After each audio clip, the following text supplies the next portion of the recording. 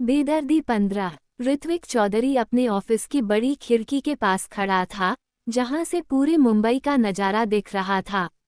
उसके हाथ में एक क्रिस्टल बॉल थी जिसे वह लगातार टेबल पर घुमा रहा था। वह अपने मैनेजर अर्जुन से बातचीत कर रहा है। अर्जुन: सर, मुंबई में आपका नाम तेजी से फैल रहा है, हर कोई आपके प्रोजेक्ट्स के बारे में बात कर रहा है। ऋत्विक कठोरता से कहता है। नाम फैलाना आसान है अर्जुन, असली चुनौती है इसे बनाए रखना, और मुझे इसके लिए कोई तो मजबूत कंधा चाहिए। अर्जुन: वैसे सर, एक खबर है कि देहल ग्रुप की सीईओ अमारा देहल आपसे मिलने की कोशिश कर रही है। ऋत्विक उसकी बात सुनकर पलटता है और कुर्सी पर बैठ जाता है। उसके चेहरे पर हल्की उत्सुकता है। ऋत्विक: अमारा देहल जगदीश सिंह देहल की बेटी? अर्जुन: यस सर, उन्होंने राजस्थान में एक प्रोजेक्ट के लिए आपकी मदद लेने का इंटेंशन दिखाया है।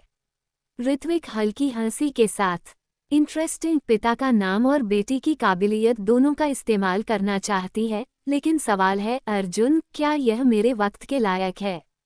अर्जुन उसके आगे झुकता हुआ धीरे से कहता है। सर, देहल ग्रुप का नाम बड़ा है, शायद यह आपके लिए एक मौके जैसा हो। ऋत्विक अब उस क्रिस्टल बॉल को फर्श पर लुकाते हुए कहता है। देखते हैं मेरे हिस्से की गेंद किसके पाले में जाती है, मीटिंग फिक्स करो। वही अमारा अपने पीए दीपक के साथ ऑफिस में ऋत्विक चौधरी से मुलाकात की तैयारी कर रही थी। दीपक ने ऋत्विक की प्रोफाइल और उससे जुड़े हर पहलू की जानकारी इकट्ठा कर रखी थी। दीपक डॉक्यूमेंट्स दिखाते हुए कहता है।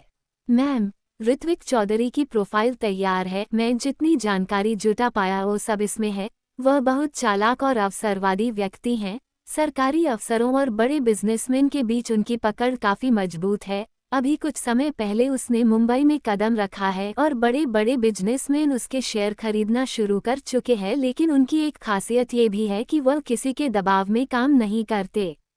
अमारा मेज पर झुकते हुए उन फाइलों को ध्यान से देखते हुए: यानी हमें उसे इस प्रोजेक्ट में अपने फायदे से ज़्यादा उसका फायदा दिखाना होगा। दीपक: बिल्कुल, और एक और बात, ऋत्विक चौधरी छोटे खेल नहीं खेलता। अगर उसे कोई ऑफर पसंद नहीं आया तो वह उसे बड़ी आसानी से ठुकरा देगा। अमारा खड़ी होती हुई कहने लगी। ठीक है, तो हमें ऐसा ऑफर देना होगा जिसे वह मना न कर सके। अमारा भी कच्चे खेल नहीं खेलती। ऋत्विक चौधरी और अमारा देहल की मुलाकात का समय तय हो चुका था। वो एक प्राइवेट लॉन्च था। उस लॉन्च का माहौल बेहद शांत था।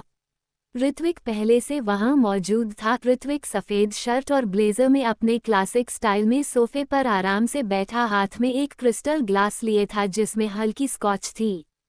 तभी अमारा लॉन्ज में प्रवेश करती है।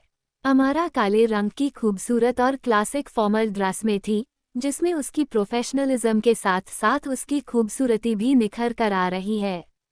वह आत्मविश्वास से भरी चाल चलती हुई जैसे ही टेबल के पास आती है, ऋत्विक अपनी नज़रें उससे हटाने में थोड़ा समय लेता है। वह उसके हर कदम और उसकी खूबसूरती को निहारता है, जैसे किसी शिल्पकार ने कोई बेहतरीन मूर्ति बनाई हो। ऋत्विक हल्की मुस्कान के साथ कहता है। मिस देहल, आपका स्वागत है। अमारा बैठते हुए: मिस्टर चौधरी, आपका कीमती वक्त देने के लिए धन्यवाद। वही ऋत्विक हल्की मुस्कान के साथ कहता है। मिस देहल, मेरा वक्त कीमती है, लेकिन ये देखना दिलचस्प होगा कि आप उसे कैसे वसूल करती हैं। अमारा भी उसी आत्मविश्वास से कहती है। मिस्टर चौधरी, आपसे मिलना मेरे लिए बहुत जरूरी था। ऋत्विक उसे ध्यान से देखता है। उसकी मुस्कान, उसकी बॉडी लैंग्वेज और उसकी आंखों में झलकते दृढ़ संकल्प को पढ़ने की कोशिश करता है, लेकिन उसकी नज़रें अमारा की ड्रेस, उसके खुले बालों और उसकी खूबसूरती पर टिक जाती हैं। ऋत्विक हल्के से उसकी ओर झुककर देखते हुए कहने लगा। मुझे यकीन नहीं था कि देहल ग्रुप की सबसे तेज और होशियार सीईओ इतनी आकर्षक भी होगी। अमारा थोड़ा मुस्कुराते हुए पर प्रोफेशनल अंदाज में आगे कहती है। आपकी तारीफ का शुक्रिया, लेकिन मैं यहाँ आपकी मदद पाने के लिए आई हूँ, ना कि तारीफ सुनने। इस पर ऋत्विक हंसते हुए कहने लगा। स्पष्ट और सीधी बात करना आपकी खासियत है, यह मुझे अच्छा लगता है, लेकिन मेरी आदत है कि मैं हर डील में हर पहलू को ध्यान से देखता हूँ। ये कहते हुए वह अमारा की आंखों से लेकर उसके हाथों पर टिकती अपनी नजरें वापस अपनी ग्लास पर ले आता है। अमारा आगे कहती है, तो चलिए बिना समय गंवाए काम की बात करते हैं। वह अपने लैपटॉप की स्क्रीन पर उसका ध्यान दिलाती हुई कहने लगी, हमारा राजस्थान प्रोजेक्ट न सिर्फ हमारी कंपनी के लिए बल्कि उस क्षेत्र के डेवलपमेंट के लिए भी बहुत महत्वपूर्ण बनेगा। हमें ऐसी जमीन चाहिए जो रणनीतिक रूप से हमारे इंडस्ट्रियल हब के लिए परफेक्ट हो।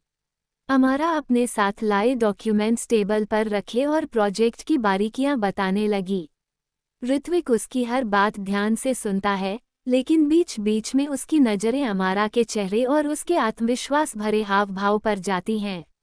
वह महसूस करता है कि अमारा सिर्फ अपने लुक्स से ही नहीं बल्कि अपने दिमाग और पेशेवर रवैये से भी प्रभावशाली थी।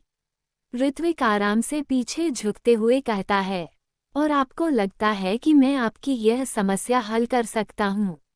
अमारा भी उसी अंदाज में आगे कहती है, मैं जानती हूँ कि आप कर सकते हैं। आपके नेटवर्क और आपकी क्षमताओं पर कोई सवाल नहीं। सवाल यह है कि आप इस प्रोजेक्ट का हिस्सा बनना चाहते हैं या नहीं।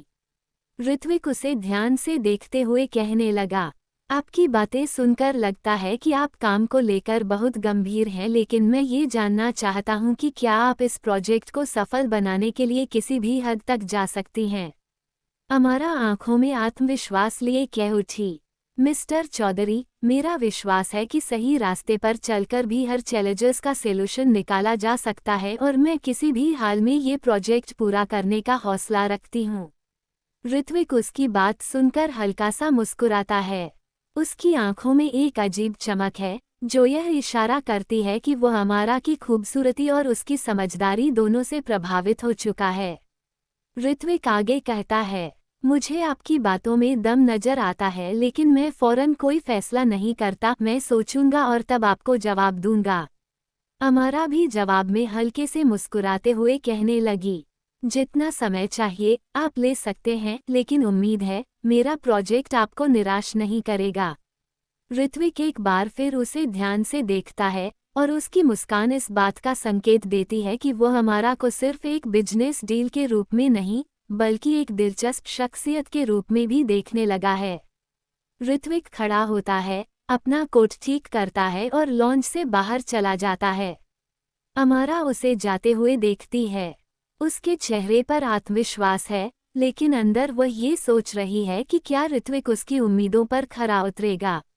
दीपक अपने केबिन में बैठा फाइल्स चेक कर रहा होता है जब दरवाजा तेज आवाज के साथ खुलता है। अनिरुद्ध अंदर आता है, जिसका चेहरा गुस्से से तमतमाया हुआ था। दीपक, ये क्या किया तुमने? मैंने साफ कहा था कि अमारा मैडम को खुद ऋत्विक चौधरी से मिलने मत जाने देना। दीपक उसे अजीब नज़र से देखते हुए, लेकिन सर, अमारा मैडम ने खुद कहा था कि वह इस मीटिंग को हैंडल कर लेंगी। मैं रोक नहीं सका। अनिरुद्ध आवाज तेज करते हुए कहता है, तुम रोक नहीं सके। तुम्हारा काम सिर्फ मैडम की बात मानना नहीं बल्कि उन्हें सही सलाह देना भी है। क्या तुम्हें पता है कि ऋत्विक चौधरी जैसे लोग कितने चालाक होते हैं? दीपक धीमे स्वर में बुदबुदा उठा, सर, मुझे समझ नहीं आ रहा है कि आप क्यों परेशान हैं, जबकि हमारा मैडम ने मुझसे साफ कहा था कि यह उनका डिसीजन है। अनिरुद्ध गुस्से में कुछ बोलने की कोशिश करता है, लेकिन खुद को रोक लेता है। वह गहरी सांस लेकर केबिन से बाहर चला जाता है। अनिरुद्ध अपने केबिन में आकर कुर्सी पर गिरता है। उसका चेहरा तनावग्रस्त हो उठा था। वह अपनी मेज पर रखी फाइल्स को एक ओर सरका कर सिर अपने हाथों में थाम लेता है। तभी विकास, उसका करीबी दोस्त और सहकर्मी, अंदर आता है। विकास उसके पास आता हुआ कहता है, क्या बात है अनिरुद्ध, आज तो काफी नाराज लग रहे हो। अनिरुद्ध अचानक सर उठाता हुआ जवाब देता है, कुछ नहीं, बस ऑफिस के काम का तनाव था। जबकि विकास अपनी नज़र चमकाता हुआ कहता है, अरे यार, ऑफिस का तनाव तो बहाना है। मैं देख रहा हूँ कि तुम हमारा मैडम को लेकर थोड़ा ज्यादा पजेसिव हो रहे हो। अनिरुद्ध चौंककर विकास की ओर देखता है। अनिरुद्ध तुरंत झुंझलाते हुए कहता है, पजेसिव? ऐसी कोई बात नहीं है, मैं बस उनका हेड मैनेजर हूँ और चाहता हूँ कि सब कुछ सही तरीके से हो। अरे भाई, तुम उनके हेड मैनेजर हो, ये तो ठीक है, लेकिन उनकी इतनी चिंता क्यों करते हो? ये ऑफिस के काम से ज्यादा पर्सनल लगने लगा है। अनिरुद्ध चुप रहता है। वो खिड़की के पास जाकर बाहर देखने लगता है। विकास कुर्सी पर बैठकर उसकी ओर मुस्कुराते हुए देख रहा था। विकास आगे कहता है, देखो अनिरुद्ध, मैं तुम्हारा दोस्त हूँ, तुम चाहे छुपाओ या न छुपाओ, मुझे पता है कि हमारा मैडम तुम्हारे लिए सिर्फ बॉस नहीं है। अनिरुद्ध लंबी सांस लेकर खिड़की से पीछे हटता है। उसकी आंखों में गहरी भावनाएं झलकने लगती हैं। अनिरुद्ध धीमे स्वर में कहने लगा, तुम समझते हो विकास, हमारा वो मेरे लिए कुछ अलग है। जब हम कॉलेज में थे तब से। वो रुक जाता है, जैसे अपनी बात को कहने का साहस नहीं कर पा रहा हो, लेकिन विकास गंभीर हो जाता है। और फिर अनिरुद्ध सहसा खुद को संभालते हुए बात को टालने की कोशिश करते हुए कहता है, और फिर क्या? वो एक अमीर बिजनेसमैन की बेटी थी, मेरे जैसे मिडिल क्लास लड़के की क्या बिसात थी कि उसके बारे में सोचता।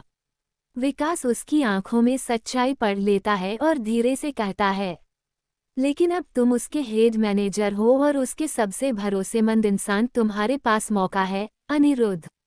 ये सुनते अनिरुद्ध मुस्कुराते हुए कहता है, मौका तो बस ख्वाबों में होता है विकास, असलियत में कुछ भी बदलता नहीं है।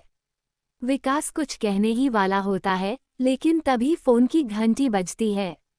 अनिरुद्ध फोन उठाता है। दूसरी तरफ अमारा की आवाज सुनाई देती है।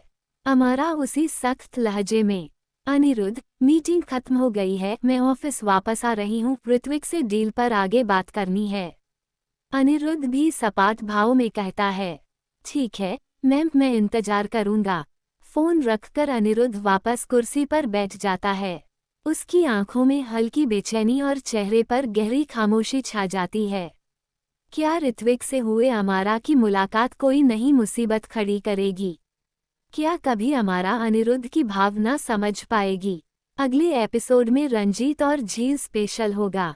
कहानी आगे जारी रहेगी। कहानी पसंद आने पर लाइक करें, सब्सक्राइब करें और अपने मित्रों से साझा करना न भूलें। धन्यवाद।